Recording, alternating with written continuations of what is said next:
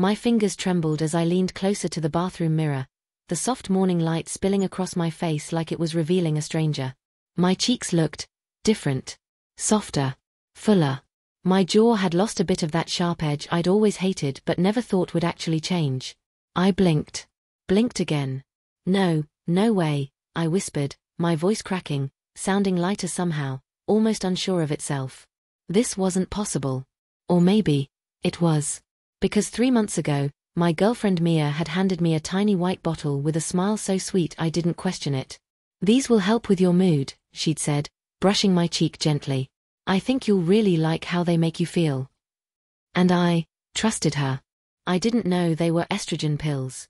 At least, not at first.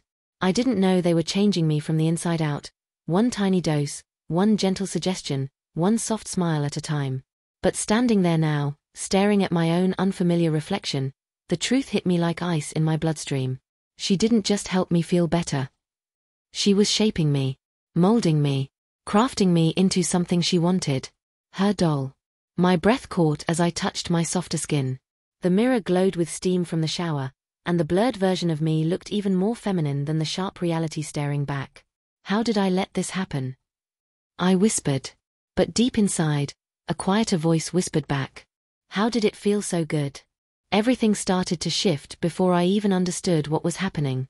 At work, small things changed. I used to move with heavy steps, leaving a trail of presence without trying. But now my gait had softened, light, careful, almost quiet. My coworkers noticed before I did. "Dude, you're glowing lately," Alex said one afternoon, nudging me playfully. "New skincare routine." I laughed it off, but inside, unease curled in my stomach. Because it wasn't skincare. It was the pills. The ones I'd been taking every morning because Mia left them next to my toothbrush with a sticky note. "Don't forget 2 hearts." I didn't question it. Why would I? She cared. She always cared. But soon, more people started noticing. My voice didn't drop the same way when I talked. The roughness was fading. Conversations felt smoother, softer, more emotional. I wasn't snapping at things the way I used to. Instead of pushing conflict away, I found myself absorbing it, feeling it. At lunch, I caught myself crossing my legs a certain way, elegantly, instinctively. When I realized, heat flooded my face. What was happening to me? Even my supervisor looked me over during a meeting one day. "You look different lately," she said, brows raised. "Healthier. Happier." "Thanks," I muttered, shifting in my seat as I felt everyone's eyes on me. But I wasn't happier. I was terrified. And yet, not entirely in a bad way. It was the weirdest part. The changes scared me, but they also fascinated me, like I was finally peeling away a layer I didn't know I was hiding. At home, things became even more confusing. Mia became more affectionate. She'd brush my hair off my forehead, resting her forehead against mine. "You're changing," she whispered one night. "In a beautiful way." I shivered. Beautiful? Me? She'd watch me get dressed, smiling softly when I chose softer fabrics, lighter colors, choices I didn't consciously make but somehow gravitated toward. And every morning, "Did you take your pill?" She'd ask with that warm tone that made me melt and obey without thinking. Until the day I discovered the truth. Ironically, discovering the pills didn't make me stop. It made me curious. The night I realized what I'd been taking, estrogen, not mood supplements, I confronted Mia with shaking hands, expecting a fight, a confession, a breakdown. But she didn't deny it. She just looked at me, with this soft, knowing expression. "I never forced you," she said quietly. "You trusted me. And I only gave you what you were already leaning toward." "What does that mean?" I choked out. "It means," she murmured, stepping closer, "I saw the softness in you before you let yourself feel it." Her words hit something deep inside me, something fragile, something I'd buried. That night, I lay awake staring at the ceiling, my mind spinning. And in the dark, curiosity bloomed like a forbidden flower. So the next day, I began exploring. In secret. At first, it was tiny, almost silly things. Trying on Mia's oversized hoodie and feeling how delicately it draped over my changing frame. Standing in the mirror and studying the new curve forming at my hips. Pressing my palms against my chest and wondering if I was imagining the slight sensitivity there. But soon, Curiosity deepened. When Mia left for work, I crept into her vanity. The first time I picked up her eyeliner, my hand shook. "What am I doing?" I whispered. But my heart thudded with excitement. My reflection stared back at me, nervous, unsure, but undeniably curious. I drew a shaky line across my eyelid. It looked terrible. I laughed, then froze. The sound was different. Softer. Higher. I tried again. And again. Half an hour later, my eyeliner was uneven and smudgy, but my heart felt full. I tried a soft pink lip tint next, dabbing it gently.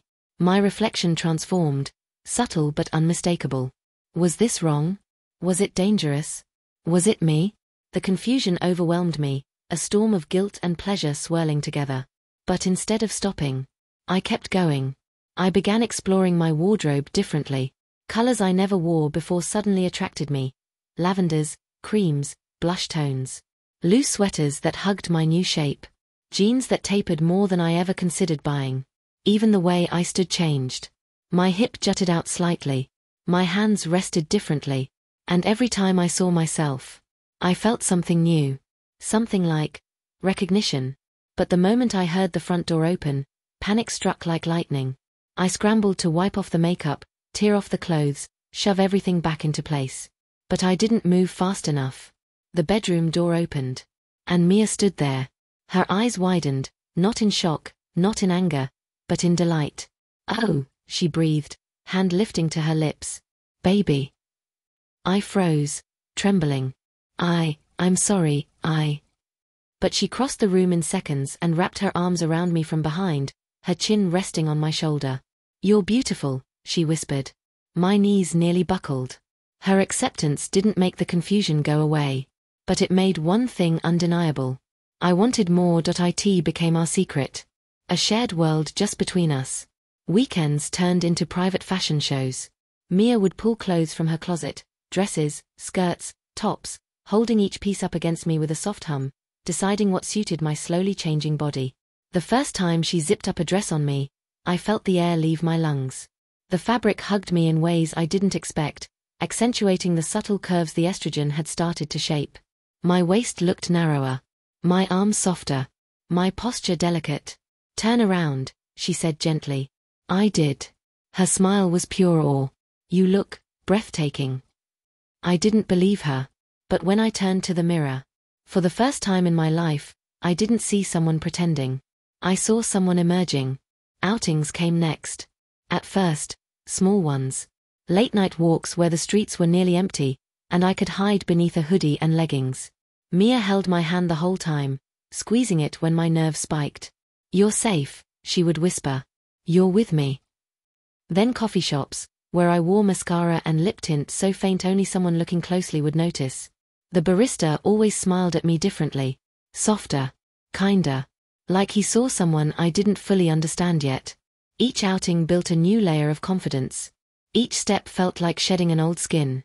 And each time I came home, Mia held me like she was proud. Like she was watching her creation blossom. But it wasn't just her creation. It was becoming my choice too. The estrogen changed my body, but the experiences changed my soul. Everything would have stayed peaceful if not for one moment. One mistake. One person seeing something they shouldn't. It was a Saturday afternoon, and Mia had convinced me to go out dressed more boldly. A soft cardigan, skinny jeans, light makeup. Nothing extreme, but enough to make my heart race with every step. We went to a bookstore. And that's where I ran into Alex from work. "Hey, man," he started, then stopped. His eyes scanned me slowly. Confusion. Realization. Shock. My heart plummeted. "Emma, we need to leave," I whispered, grabbing her wrist. But Alex stepped closer. Is that you?" I felt tears sting my eyes. My voice cracked. "Please, don't." He stared for a long moment. Then shook his head, not in disgust, but in disbelief. "Why didn't you tell me?" I didn't know what to say. I wanted to run. Hide. Disappear. But Mia stepped forward, shielding me slightly. "He's discovering himself," she said firmly. "And you're seeing a part of him he's learning to accept." I inhaled sharply. She used the word he, but her tone carried something protective, loving. Alex exhaled. Hey, it's okay. I just didn't expect it. I swallowed hard. I didn't either. The silence that followed was suffocating. For the first time, I faced the reality of being seen, truly seen. Would I hide forever? Or embrace what I was becoming? The confrontation with Alex shook me, but it also woke something inside. A decision. A direction. I couldn't keep pretending this was just an experiment. Just a phase. Just curiosity. The estrogen had changed me. Yes. But somewhere along the way, I started choosing the change. That night, I stood before Mia, heart pounding. I want to keep going, I said quietly. Not because of the pills. Not because you encouraged me. Because I like who I'm becoming. Her face lit up with a glow I'd never seen before. She cupped my cheeks gently. Then you're not my doll, she whispered. You're my partner. And I'm with you every step of the way. Tears spilled down my cheeks, but for the first time, they were tears of relief. We spent the next weeks exploring more, talking more, understanding deeply what I wanted. Clothes. Voice training. Skincare. Confidence. Expression. It wasn't about femininity. It was about authenticity. And for the first time in my life, I felt real. I don't know exactly who I'll become next month. Or next year. But I know this. I'm not afraid anymore. The mirror doesn't shock me now. It welcomes me. I'm learning myself piece by piece, gently, slowly, beautifully. And maybe the estrogen was the beginning. But choosing myself is the real transformation. If someone out there feels lost, confused, or unsure of who they're allowed to be, believe me, you're allowed to grow. You're allowed to change. You're allowed to become you. No matter how unexpected the journey looks. The first real moment of panic didn't hit me in front of the mirror, but in front of her. Mia. My girlfriend. My guide. My anchor, and sometimes, the storm pulling me into a new world. It happened 3 weeks after I told her I wanted to continue the transformation, on my own terms. Or at least, that's what I thought. But some things, you can't control once they start. It was a quiet morning, too quiet. I woke up earlier than usual, my body buzzing with this strange warmth under my skin. Almost like a long, subtle shiver running along every nerve. I lifted the blanket and froze. My hips looked rounder. My thighs softer. My stomach flatter. Not drastically, but unmistakably. The estrogen was working. Slowly, silently, faithfully. I placed a hand on my chest, and a soft gasp escaped me. Tenderness. Actual sensitivity. Not imagined. Not hoped for. Real. I sat up, heart racing. My body wasn't mine anymore, not the one I grew up in. This one felt delicate in ways that scared me, and thrilled me. Mia knocked lightly on the door. You awake, sweetheart? Sweetheart. Her voice always softened when she said it. Why, yeah, I called back, pulling the blanket around me. She stepped in with messy hair, wearing one of my old shirts that now fit her better than it fit me. She blinked, then smiled, tender, warm, curious. You look different, she said quietly. I swallowed. I feel different. She sat beside me, placing her hands gently on my hips, like she was holding something precious. May I? I nodded. Her palms moved slowly, tracing the subtle new curves. Your body's responding beautifully, she whispered. Beautifully. Not weird. Not wrong. Beautifully. I should have felt terrified. Instead, I felt seen. Later that day, everything changed, again. I was sitting at the vanity table she had set up for me. My own little corner. My own mirror. My own brushes, palettes, gentle pastel-colored accessories. My lips were tinted a soft rose shade. My lashes curled just enough to give my eyes a tender lift.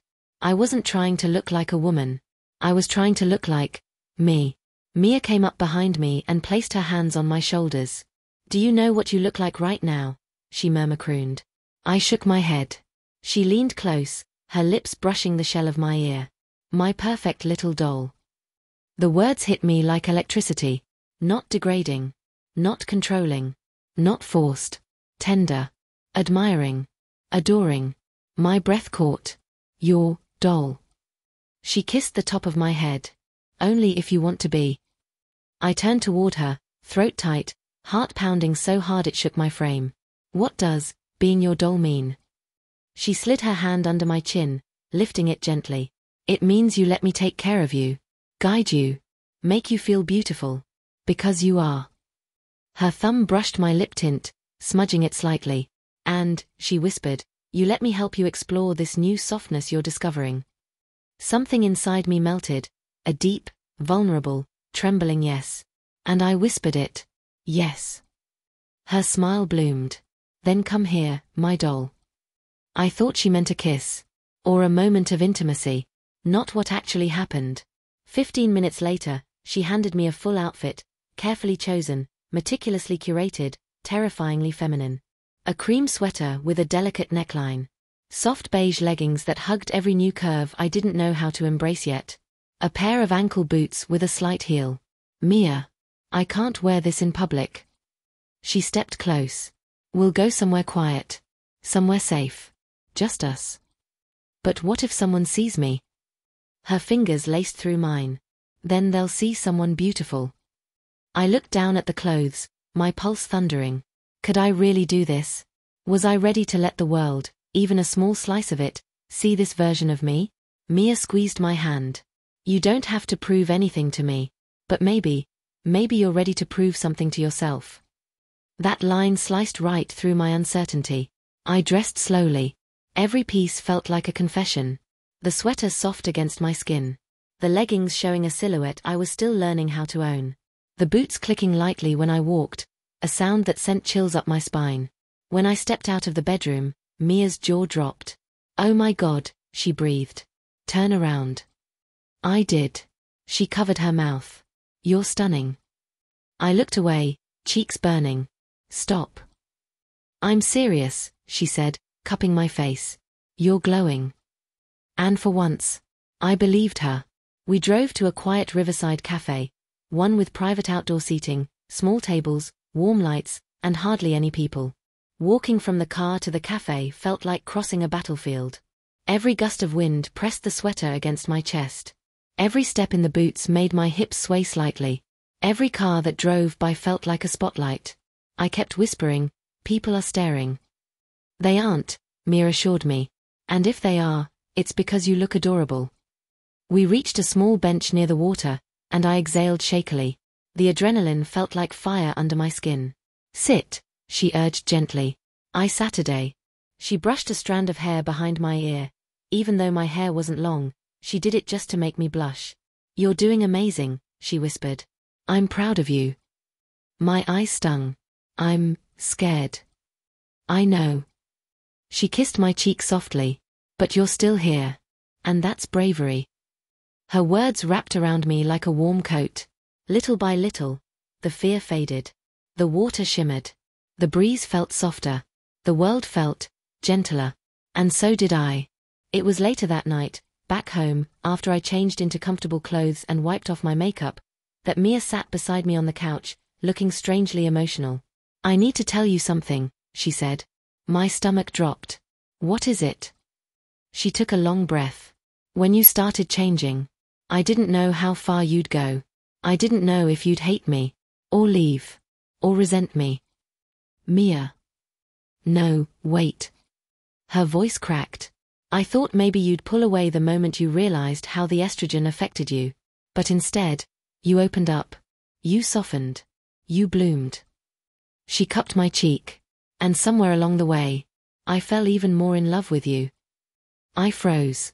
You love me more now. No, she whispered. I just love the real you. Whoever they are. Whoever you're becoming. Her voice trembled. And I never wanted to force you. Not once. I just wanted you to feel safe enough to explore. My chest tightened, aching with emotion. I'm not angry, Mia. She blinked rapidly. You're not. I shook my head, gripping her hands. You didn't make me your doll. I stepped into that world on my own. Because with you, it feels safe. Her breath hitched. So you still want this? I nodded, slowly, deliberately. I want to keep becoming the version of me that doesn't hide. That doesn't flinch at softness. That doesn't fear change. And if being your doll means you're by my side while I figure it all out, then yes. Her eyes filled with tears, real, raw, joyful. She pulled me into her arms. My doll, she whispered, holding me tightly. But only because you choose it. And I whispered into her shoulder. I choose it. We didn't do anything intimate. We didn't rush anything physical. Instead, she brushed my hair. Slow, gentle strokes. With a lavender-scented brush she specifically bought for me. She put a soft headband on me. Massaged lotion into my hands. Helped me try on a pastel sleep shirt that hung comfortably over my softer hips. Every gesture was tender. Loving. Respectful. Reverent. She treated me like something precious. Not fragile. Precious. And I realized something. Being her doll wasn't about control. It was about care. About trust. About letting myself be held. About letting softness be a part of who I am. When I finally lay in her arms that night, she whispered, "You're becoming the most beautiful version of yourself. And I'm honored you're letting me witness it." I exhaled shakily. "I'm honored," I whispered back, "that you're helping me."